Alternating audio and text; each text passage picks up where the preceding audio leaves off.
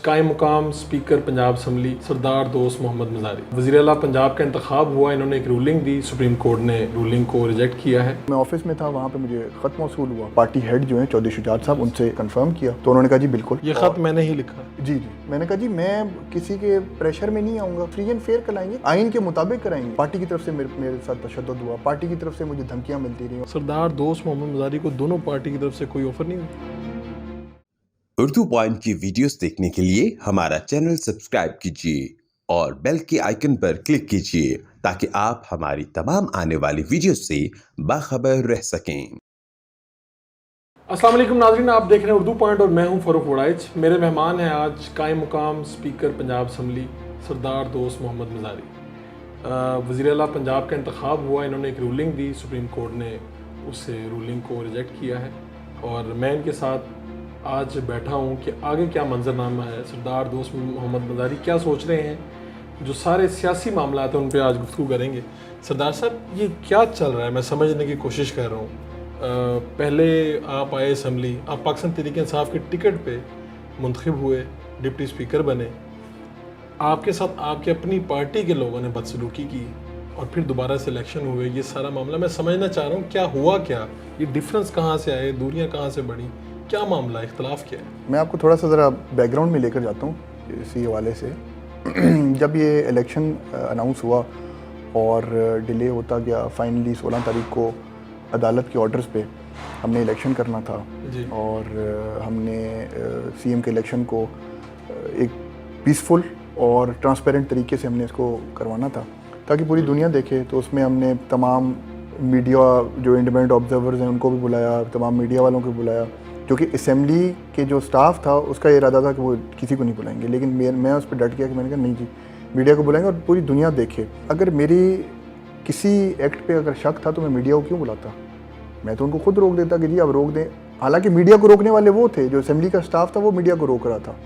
इस मरतबा भी, पहली मरतबा भी। एनीवेज, आपने देखा 16 को इलेक्शन हुआ और एक अनफॉर्चुनेट एक वाक़या हुआ, वहाँ पे उन्होंने अटैक किया मेरे पे। तो मैंने आईजी साहब और चीफ सेक्रेटरी साहब को बुला लिया। मैंने कहा जी आपने इंश्योरेंस दिया हुआ है और क्या कानून कहता है। तो फिर हमने जो कानूनी लोग थे उनको बुलाया, मुझे लेटर्स टाइप की, मैंने उनको इन रिटर्न दिया कि जी आप पुलिस को बुलवा लें और पुलिस को फ़िलहाल रिज़र्व में रखें। इतने में क्या हुआ कि मुझे एक सोच है कि मैंने कहा कि थोड़ा सा ज़रा डायलॉग करते हैं दोनों कैंडिडेट से।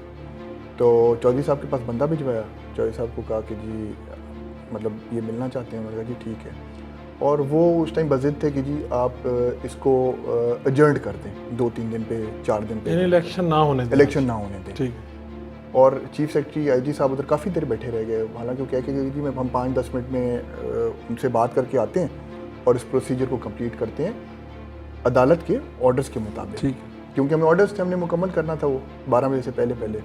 उसके बाद वो चले गए हमजा शहबाज शरीफ साहब के पास। तो उन्होंने कहा उनसे भी जाकर इंश्योरेंस मांगी जी आप इंश्योर करते हैं कि, उन्होंने कहा जी हमारी तरफ से कोई प्रॉब्लम नहीं होगा, आप मेहरबानी करके इलेक्शन करवाएं हर लिहाज में। तो उन्होंने कहा जी हम आपसे इंश्योरेंस मांगने हैं, आपकी तरफ से अगर कुछ हुआ दैट मीन्स के वो आप लोग करवा रहे हैं। उन्होंने कहा ठीक है जी। तो बाकी फिर आपने देखा हमने जिस माहौल में इलेक्शन कराया, हमारे जो जिधर बैठने की जगह थी वो कुर्सी तोड़ दी गई, फिर उस जगह पे लोटे रख दिए गए, फिर ख़वातीन बैठ गई वहाँ पे और फिर सारा कुछ हुआ। तो वहाँ पे इलेक्शन तो करवा ही नहीं सकते उस जगह पे।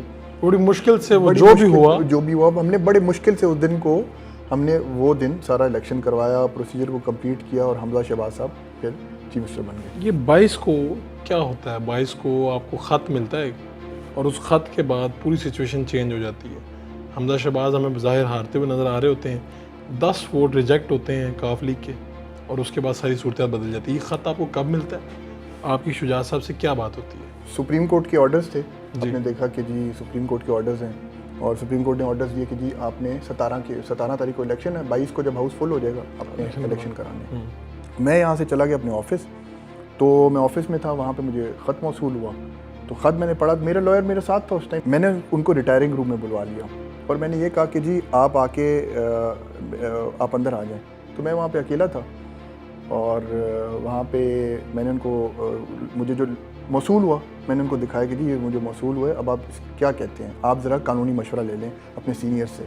एक दो लोगों से उनकी बात हुई मेरे आगे, उन्होंने पूछा कि जी उनको ये मशवरा दिया गया कि जी आप सबसे पहले कंफर्म करें पार्टी हेड जो हैं चौधरी शुजात साहब, उनसे मशवरा करें।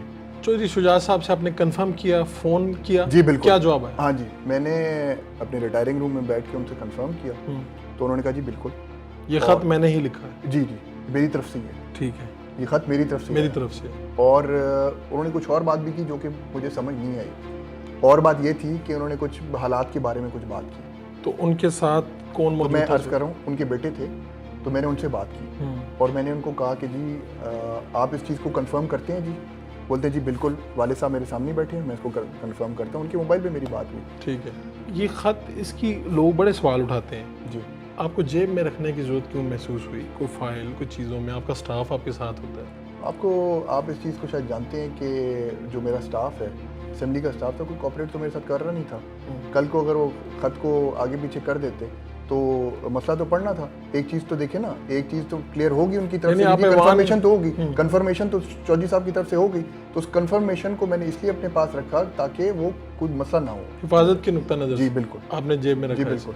अच्छा, अब ये बताएं कि इससे पहले आपकी मुलाकात वगैरह या किसी इलेक्शन से पहले नून लीग के किसी बंदे से बात हुई या पीटीआई के किसी बंदे से या काफ लीग के किसी बंदे से बात हुई इलेक्शन के हवाले से? क्या आपने कहा हो कि इलेक्शन मैं स्मूथ करवाना चाहता हूँ, ऐसी कोई मीटिंग हुई या फ़ोन पे बात हुई? जी बिल्कुल। किससे हुई? मेरी तमाम पार्टियों से बात हुई। मेरी मोहम्मद अहमद खान साहब से बात हुई। ठीक है। और पीटीआई मेरी तैमूर लाली साहब मेरे साथ राब्ते में थे इस हवाले से। और मेरी बात हुई चौधरी मुनीस इलाही साहब से बात हुई। और मैंने एक चीज़ क्लियर उनको बताई कि मैंने कहा जी किसी किस्म का, और मैं ये बात भी बता दूं कि मैंने उनको ये भी कहा, और शहबाज गिल साहब से भी मेरी बात हुई। अच्छा, हाँ मेरे एक दोस्त ने कॉमन फ्रेंड है, उन्होंने बात कराई ताकि चीज़ें स्मूथ तरीके से क्या बात हुई?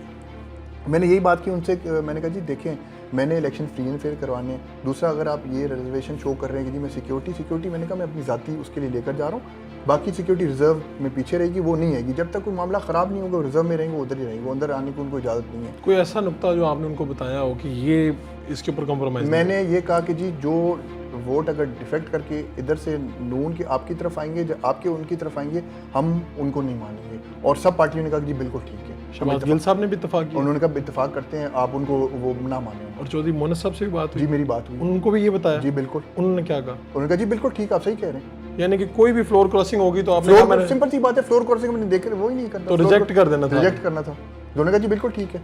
लेकिन इसका मतलब उनको उस वक्त तक अंदाज़ा नहीं था कि ये ख़त आ जाएगा? जी मुझे तो पता नहीं था ना, मुझे तो ऑफिस में मिली वो चीज़। मज़ारी साहब, ये वो पार्टी है जिसने आपको डिप्टी स्पीकरशिप दी। इमरान खान ने आपको डिप्टी स्पीकरशिप दी और आपकी पार्टी आपसे तवक्को कर रही थी कि इस मौके पे सिर्फ आप जो वो कहें आप वो करें।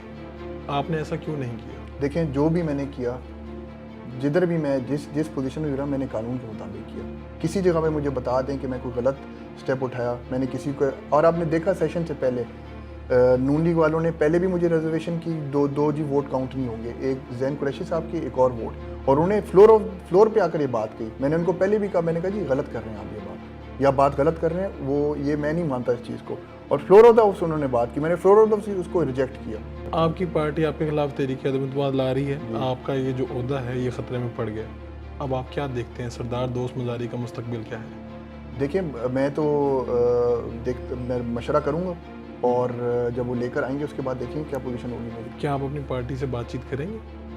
जी देखें, मेरी बात सुने फ़ारूक भाई, मैंने कभी पार्टी से निकलने की मैंने कभी कोशिश नहीं, पार्टी ने मेरे साथ जो किया वो पार्टी की तरफ से हुआ, पार्टी की तरफ से मेरे साथ तशद्दुद हुआ, पार्टी की तरफ से मुझे धमकियाँ मिलती रही, और अभी तक भी ये हालात हैं कि मेरे ट्विटर पे मेरे घर के एड्रेस दिए गए, मेरे नंबर्स दिए गए, इसलिए दिए गए कि जी आप जाएं इनके साथ गालम गलोच करें या कोई ऐसी चीज़ करें जो कि अनएथिकल हो। तो आप अगर इमरान खान साहब आपकी वीडियो सुन रहे हो तो क्या कहना चाहेंगे इमरान खान साहब से? वो सारी चीज़ें देख रहे हैं, वो देख नहीं रहे सारी चीज़ें क्या हुई क्या नहीं हुई। मुझे अफसोस इस बात का हुआ कि एक कंडेम किसी की तरफ से नहीं है, किसी पार्टी की तरफ से। मुझे इस बात का बहुत बड़ा अफसोस है, और मैंने यही बात मुनीस इलाही साहब से भी की। मैंने कहा जी जो वाक़या हुआ मेरे साथ हुआ, मेरे जितने चैनल्स में भी मैं गया, जितने चैनल्स भी मैंने चौधरी परवेज़ इलाही साहब के ख़िलाफ़ जो हुआ, मैं उनको बहुत इज़्ज़त देता हूँ मेरे बुज़ुर्गों की जगह पे। मैंने कहा हमारा बहुत पुराना ताल्लुक़ है आपसे, और मैंने इसको कंडेम किया कि जी उनके साथ जो हुआ वो गलत हुआ, चाहे जिसने भी किया, मुझे पता तो नहीं था, मैं तो अंदर था, चाहे जिसने भी किया, तो वीडियोस बनी हुई हैं। लेकिन मैंने कहा आपकी तरफ से कोई कंडमनेशन नहीं आई, और ये मैंने पीटीआई वालों को भी कहा, मैंने कहा आपकी तरफ से एक कंडमनेशन नहीं है कि आप क्या कहा उन्होंने? उनके पास कोई जवाब नहीं था, कोई जवाब नहीं। उन्होंने कहा जी नहीं हमारी तरफ से नहीं हुआ, और ये इधर उधर ऐसी बात। पाकिस्तान तहरीक इंसाफ में आए कैसे थे? 2015 में यहाँ पे इसी जगह पे जिधर आप बैठे हुए हैं, तो यहाँ पे आए थे जहांगीर तरीन साहब और इसाक खान खाकवानी साहब। इमरान खान का मैसेज लेकर आए और उन्होंने कहा कि जी आप मेहरबानी करें, आप इमरान खान को ज्वाइन करें। तो मेरे दादा का पॉइंट ऑफ व्यू ये था कि जी खान साहब हमारे पास रुझान आए, वहाँ पे जलसा करें और हम वहीं पे ज्वाइन करेंगे। लेकिन फिर मैंने मशवरा किया उनसे, दादा के साथ, उनसे यही बात हुई तो उन्होंने कहा कि जी आप इस्लामाबाद जाके ज्वाइन कर लें। मैं अकेला गया, आपने देखा, मैं इस्लामाबाद जाके ज्वाइन किया और इमरान खान के नज़रिए पे ज्वाइन किया, इमरान खान के वो विज़न पे ज्वाइन किया कि जी मैं ज्वाइन कर रहा हूँ, और ज़ाहिरी बात है इस पाकिस्तान के लिए ज्वाइन किया कि जी हम इमरान खान को एज ए लीडर समझ के हम ज्वाइन करेंगे। तो फिर मैंने जाकर ज्वाइन किया। खान साहब ने आपके बारे में कुछ दिन पहले कहा कि वो ठीक हो गए हैं, सब दोस्त मज़ारी ठीक हो गए हैं, ये बयान आया। आपकी उनके साथ कोई बात हुई थी? आप किस तरह से ठीक हुए थे और फिर किस तरह से ख़राब हुए हैं, ये क्या मामला? नहीं, मैं कभी ख़राब और ठीक नहीं हुआ, मैं अपने मौक़िफ़ पे अभी भी कायम हूँ, और मैंने जो भी फ़ैसला किया मैंने आइन और कानून के मुताबिक किया। मेरी जो सोच समझ ने मुझे बताया मैंने उसके मुताबिक फैसला। खान साहब से कोई रब्ता हुआ? खान साहब से रब्ता मैंने बताया, शहबाज गिल साहब से मेरी बात हुई है। अच्छा, उनके मेरे दोस्त ने, हाँ जी, वो तो शायद उन्होंने बात की होगी उनके आगे, और उन्होंने बताया होगा कि वो बिल्कुल ठीक हैं, हमारे साथ ठीक है। तो मैंने उनसे यही बात की, मैंने कहा जी मैं किसी के प्रेशर में नहीं आऊँगा और किसी के प्रेशर नहीं लूँगा, चाहे जिधर से भी आ रही हो। मेरी तमाम पार्टियों से मेरी बात हुई है, मैंने कहा कि जी फ्री एंड फेयर कराएंगे, आइन के मुताबिक कराएंगे। मैं एक चीज़ समझना चाहता हूँ, और अदालत के फैसले के, अदालत जो फैसला किया उसके मुताबिक कराएंगे। आप अदालत के बुलाने पे अदालत क्यों नहीं गए? मैं हुआ ये कि जी जब इलेक्शन हुआ उसके बाद दूसरे दिन मैं लेट उठा हूँ, कुछ तबीयत नासाज थी, तो मुझे पता लगा कि टीवी के थ्रू और टेलीफोन के थ्रू एक आधा दोस्त ने कॉल की कि जी ये मसला आपको बुला रहे हैं। तो मैंने फिर इतने में अपने वकील से कॉल की कोशिश की, वकील इरफान कादिर साहब से, तो उनसे मेरी बात हुई। उन्होंने कहा कि जी मैं आपके जाने की ज़रूरत नहीं है, it has never been like this. History में आज तक अदालत के आगे डिप्टी स्पीकर पेश नहीं हुए। मैं जाकर पेश हो जाऊँगा, मैं आपका वकील हूँ, मैं जो चीज़ रखनी होगी मैं आपके सारे मौक़िफ़ को सामने रखूँगा। और फिर उन्होंने टाइम मांग लिया आगे, फिर आपने देख लिया कि, और फिर मेरी रात को उनसे मीटिंग हुई उस हवाले से, और उन्होंने मुझे बताया कि जी जो उन्होंने मुझे इन्फॉर्मेशन दी और जो नज़र भी आ रही थी कि जी ये फ़ैसला हमारे अगेंस्ट, शायद उनके अब ये मूड बना हुआ है कि फैसला अगेंस्ट। ये वकील साहब ने आपको बता दिया? उन्होंने बताया कि जी जजेस ने थोड़ा बहुत कोशिश की कि थोड़ी सी बेइज्जती करने की कोशिश की, जिससे अंदाज़ा हो गया कि ये फैसला आ सकता है। थोड़ी सी हमारी तख्त कलामी भी उस हवाले से। तो उन्होंने मुझे कहा कि जी बेस्ट ये है और हमारे पास ऑप्शन कि हम फुल कोर्ट में चले जाएं, क्योंकि एक चीज़ होने जा रही है, एक चीज़ कलेक्टिव विजडम आ जाएगा तमाम जजेस की तरफ से, फुल कोर्ट बन जाएगा और एक अच्छा डिटेल एक डिसीजन आ जाएगा। इस सारे मामले के दौरान बहुत से एमपीज़ हैं जिनको ऑफर्स हुई करोड़ों की, अरबों की। सरदार दोस्त मोहम्मद मज़ारी को दोनों पार्टी की तरफ से कोई ऑफर नहीं हुई? बस आप छोड़ दें, मैं इस चीज़ में इस डिटेल हाँ या ना कर दें कि हुई या नहीं हुई। और अगर मैंने बता दिया हाँ। तो बहुत से जो बड़े लोग हैं उनके नाम खराब हो जाएंगे। इसका मतलब हुई ऑफर, बस आप छोड़े रहने दें, बताना नहीं चाहते? मैं क्या आप इस वक्त कई लोगों के विलन बन चुके हैं और कई लोगों के हीरो बन चुके हैं। देखिए मैं आपको बताऊं फरूख भाई कि जो भी मैंने किया मैंने आईन और कानून की, मेरा दिल, मेरा ज़मीर मुतमईन है। सोशल मीडिया पर जी आपकी अपनी पार्टी, जिस पार्टी के टिकट पे आप मुंतखब हो गए हैं, वो आपको ट्रोल करती है, आपको बुरा भला कहती है, इसको आप देखते हैं, बुरा लगता है आपको? वेरी सॉरी, ये पाकिस्तान में एक बुरा कल्चर फरूख भाई बन चुका है। आप बैकग्राउंड को नहीं जानते, आप हिस्ट्री को नहीं जानते, आप आइन और कानून को नहीं जानते, आप चीज़ों को नहीं जानते, आप इसको किसी को बेइज्जत करना शुरू कर दें, किसी चीज़ के लिए आप बैठ के गालियाँ निकालना शुरू कर दें, कोई अच्छी बात तो नहीं होता। हर बंदा इज़्ज़तदार होता है, मेरे लिए हर बंदा इज़्ज़तदार है। मैंने आज तक जितने भी इंटरव्यूज़ दिए हैं, मैंने तमाम पार्टी के हेड्स हों, तमाम पार्टी कोई भी हो, मैंने सबको इज़्ज़त दी है और इज़्ज़त देनी चाहिए। यही मेरी तरबियत है। मैं समझता हूँ कि इसमें तरबियत की कमी है। मैं समझता हूँ कि इसमें हमें सोचना पड़ेगा कि आया ये कल्चर ऐसे ही चलेगा पाकिस्तान में, आया हम किसी को गाली निकाल के और किसी को समझते किसी को गाली निकालने से हम बड़े इंसान बन जाएंगे? नहीं, किसी को गाली देने से आप बड़े नहीं बन जाते, बल्कि किसी को गाली देने से आप खुद छोटे हो जाते हैं। अक्सर तहरीक इंसाफ में मुझे आपकी कोई जगह नज़र नहीं आ रही, अगर आपको आ रही तो मुझे बता दें, कहाँ जाएंगे, किस पार्टी में जाएंगे? आज़ाद लड़ेंगे इलेक्शन अगला? देखिए अभी फ़ारूक भाई, मैं ऑनेस्टली बताऊं कि मैंने कोई फैसला सोचा नहीं है, लेकिन मेरी प्रायोरिटी जो है, मेरी प्रायोरिटी सबसे पहले पाकिस्तान है। मेरी पार्टी सबसे बड़ी मेरे लिए पार्टी जो है वो पाकिस्तान है। तहरीक इंसाफ के लोगों के इल्ज़ामात हैं आपके ऊपर, क्या आपने करोड़ों अरबों पता नहीं क्या क्या ले लिया नून लीग से, क्या ये बात दुरुस्त है? मेरी उनसे एक रिक्वेस्ट है कि वो एक काम करें, हल्फ दे दें, जब कुरान को आगे रखे, कुरान पे हाथ रखे, कहें कि मज़ारी ने इतने पैसे लिए और इस अकाउंट में लिए, इधर लिए, जो मेरी जायदाद है मैं उसको लिख के देने के लिए तैयार हूँ। बहुत बड़ी बात। जो मेरे नाम पे जो भी जायदाद है मैं लिख के देने के लिए तैयार हूँ, और अगर वो नहीं कर सके तो वो उनकी जितनी जायदाद है मेरे नाम पे लिख के दे दें कि जी इतनी जायदाद हम आपके नाम पे लिख के दे दें।